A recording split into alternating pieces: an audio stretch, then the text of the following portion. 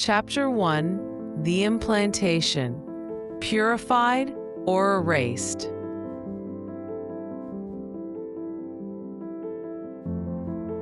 The procedure was routine.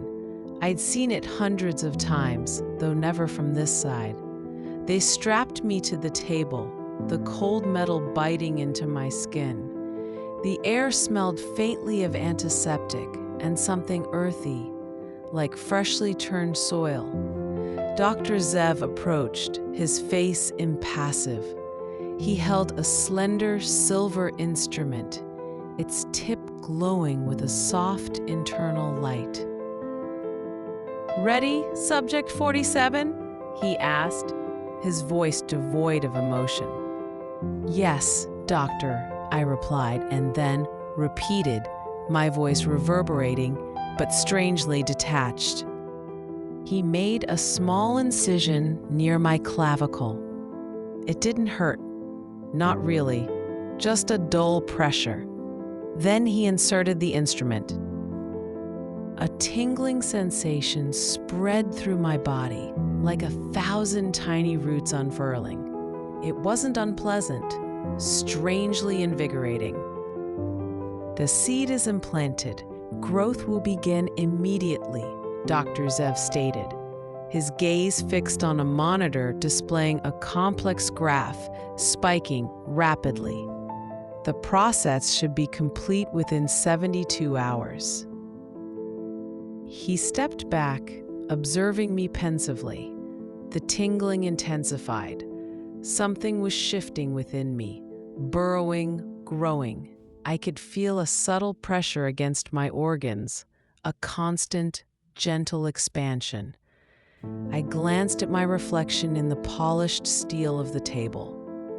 Am I this woman?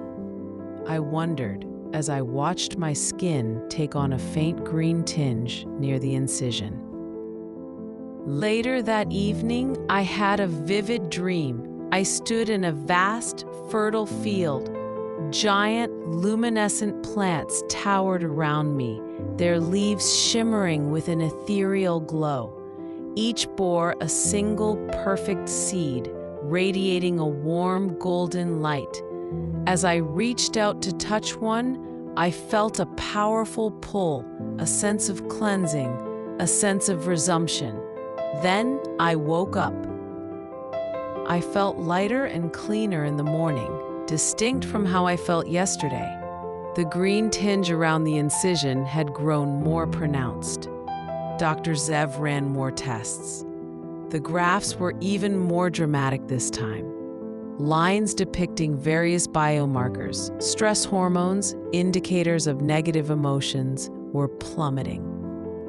"The seed is eliminating the negative aspects of your psyche," Dr. Zev explained. "It absorbs the impurities, leaving only the essence of your being." "What happens to the impurities?" I asked, unable to suppress a flicker of morbid curiosity. "They are repurposed. The seed uses them as nutrients," he replied, hesitating. "The process is remarkably efficient." The following days were surreal. The feeling of lightness intensified. I felt a peace I hadn't known was possible. My anxieties, regrets, and anger seemed to evaporate like morning mist. On the third day, Dr. Zev returned. "The seed is mature," he announced, spill neutral. He performed another procedure, a smaller incision near the same area. I felt a slight tugging, then a sudden emptiness, followed by remarkable clarity. A complete absence of lingering guilt or negativity. He removed a tiny, perfectly formed seed, radiant with golden light. "The process is complete," he said, examining it. "Subject 47 is now considered purified." He placed the seed in a small container. Analysis will determine its efficacy. Then he left. I was alone with a small scar and a profound sense of nothingness.